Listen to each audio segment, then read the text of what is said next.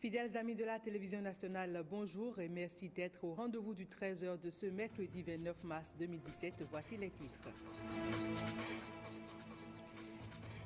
Campagne d'information et d'explication du projet de révision de la Constitution du 11 décembre 1990. Un trio des députés PRD était hier avec les populations des 15e, 19e et 20e circonscriptions électorales.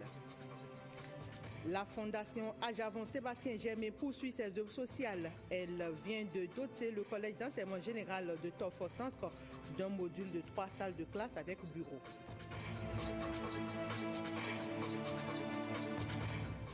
Comment une femme séropositive peut-elle allaiter son enfant sans risque de le contaminer? Découvrons la réponse dans le reportage que nous propose Angela Kpeja en page magazine de ce journal.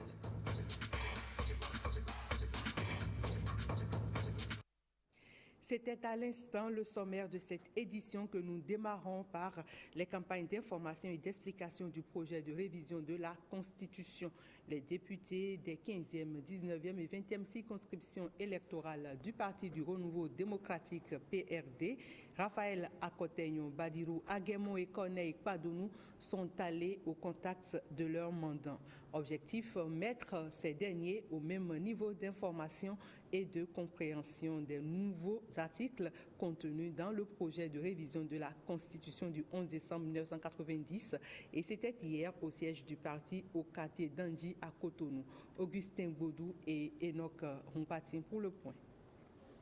Le projet de révision de la Constitution transmis au Parlement par le président de la République ne laisse personne indifférent. Cet après-midi du mardi 28 mars 2017, un trio de députés du Parti du Renouveau démocratique PRD composé de Raphaël Akotegnon, Badirou Aguemon et Corneille Kpadonou est allé partager le contenu du dit projet avec leurs mandats en vue de recueillir leurs avis. Lesquels avis sont partagés et chaque militant y va selon son humeur et sa compréhension des articles. Je viens à l'article 92 nouveau. Il y a la question de la suppléance d'un député qui est appelé à une fonction compatible avec l'exercice de son mandat. Si le député doit aller accomplir une mission ministérielle et retourner à l'Assemblée et reprendre son poste, je crains qu'il commette des impairs et venir se cacher sous l'immunité parlementaire. Et voilà, l'impunité est renforcée dans notre République. Je voudrais qu'on retire cela. Je viens maintenant à l'article 145, alinéa 2, nouveau toujours. On dit que les conventions de financement doivent être ratifiées par le chef de l'État qui rencontre dans un délai de 90 jours. C'est comme si quelqu'un veut m'avaliser, je vais faire un emprunt et c'est après je l'informe. Et je ne vais pas l'avertir au préalable. Ce n'est pas bon. Il faut retirer. La Constitution même a prévu le mécanisme de sa révision. Mais nous qui sommes jeunes au niveau du parti, nous avons fait des recommandations à nos députés et par rapport à ça, ils vont intégrer dans la réforme pour pouvoir voter. Pour pouvoir amender le test et qu'on puisse quitter cette réforme. On n'a pas besoin de tester ce là. Est-ce que le Béninois qui a Tangueta, qu'est-ce qu'il connaît? La population béninoise est à 80% illettrée. Qu'est-ce qu'il connaît du contenu de la Constitution? Non, il faut finir avec ça et passer à autre chose. Les députés ont rassuré cependant leur mandat et s'engagent à tenir compte de leurs différents amendements dans leurs décisions lors des travaux en commission ou en plénière au Parlement. Avant de porter n'importe quel amendement à n'importe quel article de la Constitution, il faudrait qu'on puisse recueillir l'avis de tous nos militants à la base et à partir de ces avis, qu'on puisse faire la synthèse et voir ce qui a conduit à tenir au niveau du Parlement. Il faudrait que les gens se calment. C'est vrai qu'il y a plusieurs tendances, d'autres qui pensent au retrait de la révision, d'autres qui pensent qu'il faudrait étudier le document dans le fond. Et je pense que ce qui se dégage ici cet après-midi, c'est qu'il faut étudier le document dans le fond. Il faudrait voir article par article ce qu'il y a de bien pour le peuple et c'est ce que nous allons essayer de faire. Avant de prendre congé de ses militants et sympathisants, le trio a promis d'éditer cette pratique autant de fois que possible lorsqu'il s'agira des questions qui engagent l'avenir du pays. Les professionnels des médias et assimilés s'approprient eux aussi le contenu du projet de révision de la Constitution. Une initiative du groupe de réflexion et d'action pour le développement de la presse GRADEP en abrégé. Une séance d'échange a eu lieu hier à Cotonou. Aurélie Sauton, Alexis Quenov. De façon générale, ce projet est en phase avec le programme d'action du gouvernement. Cette rencontre est la première d'une série d'échanges qu'entreprend le groupe de réflexion et d'action pour le développement de la presse GRADEP en vue de prendre langue avec les différentes parties prenantes du projet de loi portant révision de la Constitution. L'objectif est d'amener les professionnels des médias et assimilés à s'approprier le contenu du document ainsi que les motivations des différents acteurs afin de mieux informer leur public. Dans ce devoir d'informer que nous accomplissons quotidiennement, nous influençons à notre manière l'opinion publique, sans toujours avoir les outils nécessaires pour mener le débat et sans toujours avoir donc les éléments techniques nécessaires pour bien orienter nos différentes interventions. Nous nous retrouvons donc dans un rôle d'arbitre et pour bien arbitrer, nous avons besoin d'avoir les sons de cloche de l'une et de l'autre partie. C'est un projet qui ne laisse personne indifférent dans notre société. Et donc décider de se l'approprier pour pouvoir en parler avec plus ou moins d'autorité, avec plus ou moins de détachement aussi et de distanciation scientifique et politique, me semble-t-il, est une démarche louable. Du mandat unique aux réformes institutionnelles, en passant par la ratification des accords économiques, le régime immunitaire des dirigeants et l'interdiction de certaines manifestations publiques, les articles proposés et surtout ceux qui sont à polémique ont été présentés et expliqués aux participants à cette rencontre. Le GRADEP entend étendre cette initiative à d'autres localités du pays. Autre registre à présent, le conseil communal d'Abomey-Calavi a démarré hier sa session ordinaire. Objectif, faire le bilan des activités menées et passer en revue les rapports des commissions de chaque arrondissement. Reportage. Je déclare ouverte la première session ordinaire du conseil communal. Le conseil communal d'Abomey-Calavi démarre ainsi ses activités. Georges Bada a présenté son rapport à l'Assemblée, puis il a fait le point des activités effectuées. Nous avons participé à la première session du conseil départemental de concertation et de coordination tenue dans la salle de conférence de la préfecture d'Alada. Nous avons également participé à la cérémonie du lancement par le gouvernement béninois des travaux de construction du Centre d'information et de coordination du système d'échange d'énergie électrique ouest africain, une institution spécialisée de la Communauté économique des États de l'Afrique de l'Ouest, CEDEAO, dont le siège est basé dans notre commune. Autre activité menée, celle relative au PAG, à la cérémonie de remise de site à l'entreprise Sogea Satom pour la construction du pont de Womé.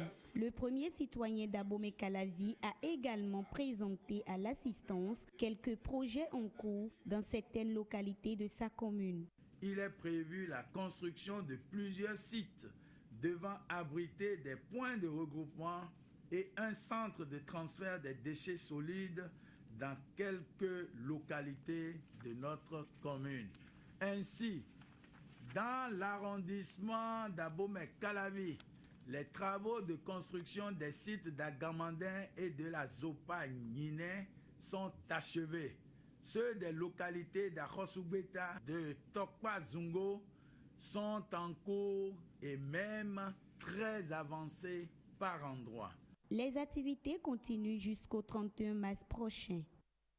Un reportage de Rebecca Kenjahundi. Le collège d'enseignement général de Tofo Centre a été le théâtre ce mardi d'une cérémonie de remise de modules de classe et c'est un don de la fondation Ajavon Sébastien Germain. La remise officielle a eu lieu en présence des élèves, du corps professoral et des autorités administratives et locales. Le reportage de Ghislain Bouguet et Yves Agodopessi. Un module de 4 classes flambant neuf et une cabine de 4 toilettes pour le collège d'enseignement général Centre de Tofo. C'est un don de la fondation Adjavon Sébastien Germain. Au cours de la cérémonie qui a consacré la remise officielle de ces infrastructures, place est faite aux expressions de gratitude. Nous sommes passés du rêve à la réalité avec ce splendide module de 4 salles de classe équipées de 120 tables bancs et un bloc de latrines à 4 cabines. Pour les responsables de la Fondation, les objectifs visés sont purement non lucratifs et charitables. La Fondation Ajavon-Sébastien Germain veut encourager l'effort fourni par les usagers de ce collège. L'infrastructure est entièrement financée par la Fondation Ajavon-Sébastien Germain. Son coût total de réalisation est de 26 841 622 francs CFA. Et ils envisagent de continuer sur cette lancée. L'aventure entre la Fondation ASG et les populations béninoises ne s'arrêtera jamais. Pour les élèves, les cours suivis sous Apatam font désormais partie du passé. Adieu donc les rangas délabrés et précaires qui nous exposaient aux intempéries. Aux infrastructures se sont ajoutés maillots, ballons et équipements scolaires.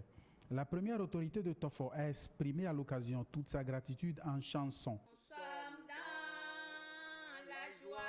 Une chanson que les élèves ont repris en chœur. Mise en service officielle du complexe scolaire catholique d'Akasato, une œuvre de grand standing construite par les frères des écoles chrétiennes. L'infrastructure accueille depuis 6 ans ses premiers apprenants. La cérémonie de son inauguration a eu lieu devant le plus haut responsable de la congrégation et du ministre de l'enseignement primaire. Reportage William Aguiar. En inaugurant cette école, qu'elle soit vouée à l'éducation des jeunes. Bénédiction finale de Monseigneur Gagné sur ce joyau implanté ici à Akasato. Qu'elle soit un lieu où les maîtres comme les élèves s'instruiront. Le complexe scolaire catholique Saint-Jean-Baptiste de la Salle d'Akasato accueille depuis 6 ans ses premiers apprenants. L'inauguration différée de ce joyau a lieu en présence du supérieur général de cette congrégation, Robert Schiller, et cela en valait la peine. Ce collège est le plus grand que nous ayons dans les 4 pays. Le complexe scolaire Saint-Jean-Baptiste de la Salle, la Akasato, commence par la maternelle. Après, nous avons l'école primaire. Après, nous avons le premier cycle, 6e jusqu'en 3e. Et le second cycle, la première promotion est actuellement en première. Et nous apprécions à sa juste valeur l'investissement qui est fait ici, qui rentre dans le cadre des infrastructures à mettre en place pour la formation de nos enfants, de nos frères, de nos jeunes frères. La congrégation des frères des écoles chrétiennes est présente au Bénin depuis 1956 avec le collège Monseigneur Stemès de Boïcon. Le secrétaire général de l'Union internationale des télécommunications UIT est au Bénin, une visite de travail de 72 heures. Et cela s'inscrit dans le cadre de la perspective de renforcer la coopération entre l'UIT et le Bénin. Le reportage de Précieuse Akweronou et Rosemont Tiakwe. C'est en 1865 que l'Union internationale des télécommunications a vu le jour sous l'appellation de l'Union télégraphique internationale. Et depuis, elle s'est fixée comme objectif d'étendre les avantages des nouvelles technologies de télécommunications à tous les habitants de la planète. Les objectifs de l'UIT coïncident avec la vision du gouvernement à travers son programme d'action, celle de réduire la fracture numérique et de faire de l'innovation numérique un outil de création de richesse. Votre visite au Bénin permettra lors des échanges avec les chefs d'entreprise et promoteurs de jeunes entreprises innovantes de se pencher d'une part sur la contribution des télécommunications dans le développement durable et d'autre part sur la problématique du financement du secteur des technologies de l'information et de la communication. Transformer le Bénin en une plateforme de services numériques pour toute l'Afrique de l'Ouest, cela passe forcément par l'unicité. Par exemple, à Bénin, vous avez plusieurs opérateurs. Chacun a son plan pour développer son réseau. Ces réseaux, c'est séparé. Le numérique va montrer son puissance si vraiment on travaille ensemble. Mais si l'infrastructure m'était encore séparée, c'est développé par chacun individuel, la potentiel de l'infrastructure n'est pas vraiment utilisée. Au nombre des activités inscrites au programme, le secrétaire général aura une audience avec le chef de l'État, le président de l'Assemblée nationale. Ce sera également pour lui une opportunité pour découvrir quelques sites historiques et culturels. Accompagner les territoires à tirer profit des projets structurants du programme d'action du gouvernement. L'initiative Marché des territoires vient d'être lancée à cet effet et c'est un projet du gouvernement à travers le ministère du cadre de vie et du développement durable qui a rassemblé les préfets des départements et les autorités locales. Blaise Adampo et Brice Thibozo pour le point. La promotion de l'économie locale, une préoccupation pour le gouvernement. L'initiative Marché des territoires lancée ce jour s'inscrit dans le cadre de la mise en œuvre du programme d'action 2016-2021. Ce projet veut accompagner les territoires à tirer profit pleinement du PAG. La rencontre de ce matin, consacrée au lancement de l'initiative, nous offre l'occasion de passer très rapidement en revue les projets phares du PAG, de partager, à titre d'exemple, les opportunités qui peuvent en découler pour les territoires. Cette initiative se veut donc une stratégie d'arrimage des potentialités locales, communales ou régionales aux projets structurants du programme d'action du gouvernement qui devront impacter et dynamiser les économies locales. Une opportunité à saisir par les terroirs. Le PAG offre ainsi aux territoires plusieurs opportunités pour entrer dans une vraie dynamique de construction de pôles de compétitivité au sein desquels des projets de différentes échelles et tailles s'articulent. Nos territoires ne doivent pas manquer ces opportunités qui sont porteurs d'un effet levier indéniable sur les économies régionales et locales. C'est pour toutes ces raisons que le ministère du cadre de vie et du développement durable entreprend, par le biais de la délégation à l'aménagement des territoires, l'initiative Marché des territoires. L'initiative Marché des territoires constitue donc une stratégie d'articulation des potentialités locales au projet phare du PAG. Au détour de ce lancement, une minute de silence a été observée en mémoire de Donatien Nohoyon, préfet des collines, décédé le vendredi 24 mars dernier. Les boulangers et autres acteurs du domaine de la pâtisserie sont en séance de réflexion. Ils prévoient faire un bilan de l'utilisation des farines locales dans la pâtisserie et la boulangerie au Bénin. Les assises ont démarré ce 28 mars à Cotonou. Mylène Falmou et Bruno Kotekbo pour le point. Un exercice pour les boulangers du Bénin. L'état des lieux de l'utilisation des farines locales dans la pâtisserie et la boulangerie. L'utilisation de la farine locale, à savoir la farine de manioc, la farine de sorgho, la farine de maïs, la farine de la patate douce, dans la farine de blé pour produire du pain et des éléments de la pâtisserie. Ce serait un mélange de deux farines dans des proportions données. Cette problématique-là tourne dans notre pays depuis au moins 20 ans.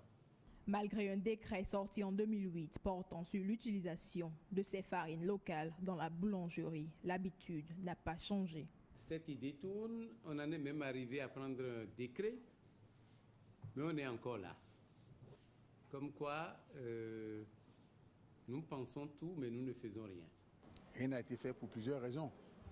Soit parce que la disponibilité en farine locale se pose, on n'en existe pas, en quantité et en qualité. Soit les usines, les minuteries qui sont là, qui font de la farine de blé, n'ont pas pris la distance pour incorporer cette farine, si elle existait, dans la farine de blé et sortir un mélange de farine qu'on peut mettre à la distribution des boulangers. Et pourtant, les farines locales n'ont rien à envier aux farines importées. Du point de vue nutritif, la farine de blé n'offre pas les meilleures qualités qu'on puisse avoir. Il n'y a aucune raison objective pour s'accrocher exclusivement à la farine de blé. La question de la fabrication de la farine se pose comme une question fondamentale. La transformation des graines est donc un problème et demeure l'un des handicaps qui freinent la marche vers l'atteinte de cet objectif. La situation de la consommation de drogue au Bénin préoccupe les acteurs sanitaires et judiciaires. Le programme national intégré PNI de lutte contre la drogue et la criminalité au Bénin, révisé, a été validé ce mardi à Cotonou. Ulvaïs Balogun, Alessis Sebouemon. Comment faciliter la mise en œuvre d'un cadre stratégique national en vue d'une lutte efficace contre le trafic illicite, l'abus de drogue et la criminalité organisée? Il s'agit pour les parties prenantes de trouver une réponse adaptée, cohérente et coordonnée à la lutte contre la drogue au regard du tableau préoccupant que le Bénin présente. Selon l'évaluation de la situation faite par l'UNUDC en 2012, on note que la consommation abusive de drogue au Bénin est en hausse depuis plus d'une dizaine d'années. La consommation de drogue de toutes sortes est devenue un phénomène préoccupant avec des conséquences néfastes sur la santé, la cohésion sociale, la sécurité et la stabilité de l'État. La révision et la validation du programme national intégré de lutte contre la drogue et la criminalité au Bénin s'avèrent donc indispensables. La lutte contre la drogue demande une réadaptation constante de nos stratégies, de nos moyens et outils, parce que les réseaux criminels qui alimentent le trafic licite de substances, comme vous le savez, posent chaque jour de nouveaux défis qu'il faut relever. Eu égard aux multiples défis du contexte susmentionné, cet atelier posera un jalon de taille dans l'actualisation du PNI par rapport aux nouvelles orientations définies dans le programme d'action du gouvernement. En élaborant un plan stratégique et opérationnel de mise en œuvre du programme national intégré, le Bénin s'engage aux côtés de ses partenaires techniques et financiers pour une lutte efficace contre les réseaux criminels de trafic de drogue. Les médecins et l'Organisation mondiale de la santé le disent, l'allaitement maternel jusqu'à 6 mois d'âge. Mais comment les femmes malades, notamment celles qui vivent avec le VIH-Sida, peuvent-elles nourrir leur bébé tout en les protégeant du virus du Sida? Réponse dans ce magazine de Angela Peja et de Edmond Humbo.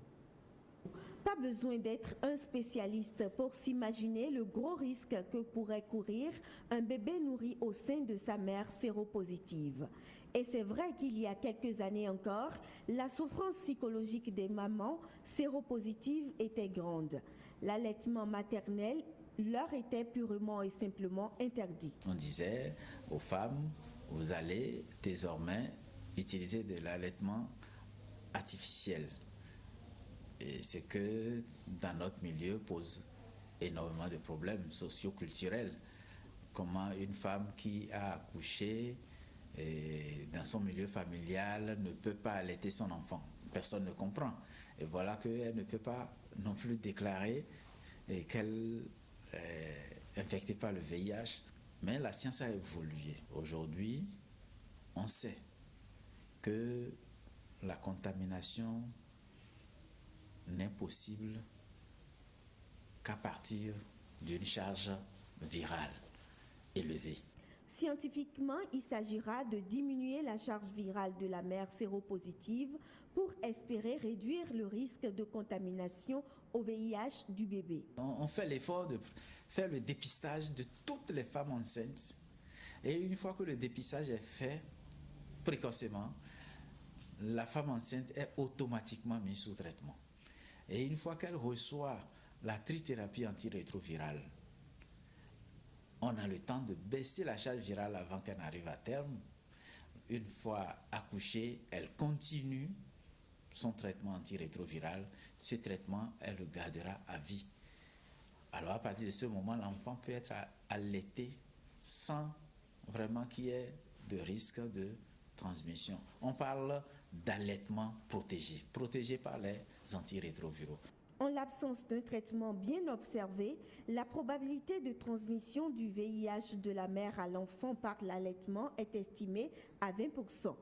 Et puis, il faut aussi éviter tout traumatisme du sein qui pourrait être une porte de transmission du virus au bébé. Le lait maternel a un goût sucré. quand on va laisser le lait maternel se déposer au niveau du mamelon, ça peut créer de petites plaies à la langue. Donc avant et après chaque tétée, il faut toujours nettoyer le bout du mamelon, le mamelon lui-même. Voilà, donc c'est des mesures d'hygiène qui sont enseignées à toutes les femmes de façon générale, mais particulièrement chez les femmes vivant avec le VIH, l'attention est vraiment portée sur ça pour qu'elles comprennent le risque qu'elles courent s'il y a une plaie. Et dès que ça arrive, la prise en charge aussi, elle doit être rapide et efficace. L'autre contre-indication est l'allaitement artificiel qui lui aussi pourrait augmenter les risques de contamination du nourrisson. Quand vous allaitez l'enfant au sein et que vous ajoutez encore le lait artificiel, il y a comme une compétition qui va créer une irritation au niveau du tube digestif et cette irritation va faire qu'il y aura de petites plaies qui peuvent laisser passer le virus de sida. Voilà pourquoi le choix est clair. Soit vous choisissez l'allaitement maternel exclusif ou vous choisissez le lait artificiel, mais les deux, l'allaitement mixte n'est pas possible. Tous les centres de santé et maternité du Bénin sont aujourd'hui équipés de kits d'antirétroviraux et de dépistage du VIH-Sida chez les femmes enceintes. L'association Andy Musique Plus œuvre pour le renouvellement de ses instances dirigeantes. Elle a organisé le week-end dernier sa 3e assemblée générale élective. Les travaux ont eu lieu à Godomé et Roger Tchaou a été reconduit dans ses fonctions de président. Les précisions avec Jérôme Humbo et Petroni Lokosu.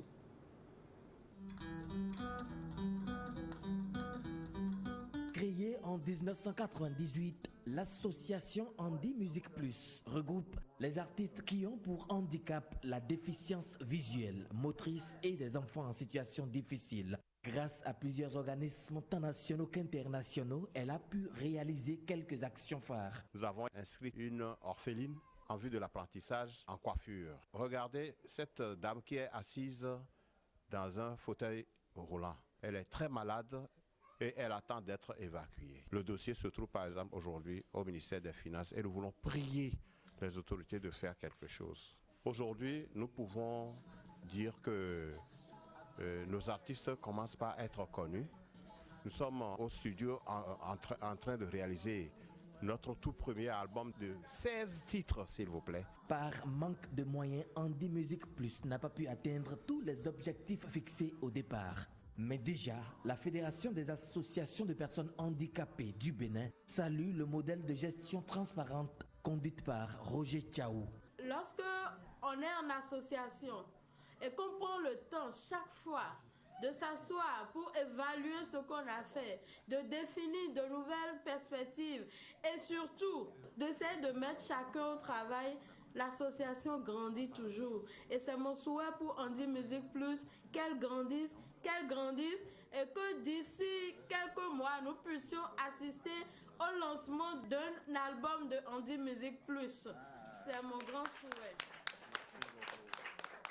Au terme du congrès, Roger Tchaou est reconduit à la tête d'un bureau de 7 membres, dont le secrétariat est assuré par Oscar Sekoufolé. Que les artistes qui sont dans le pays aillent se faire enregistrer. Et après ce congrès, le bureau va se rapprocher du ministre des Affaires sociales ainsi que celui de la culture pour que nous leur fassions connaître le plan d'action. Mais nous voulons remercier également Handicap International qui constitue un partenaire. Aujourd'hui, nous sommes dotés d'un plan stratégique d'action et d'un manuel de procédure. Ce manuel de procédure servira de boussole pour les activités de l'association Andy Musique Plus.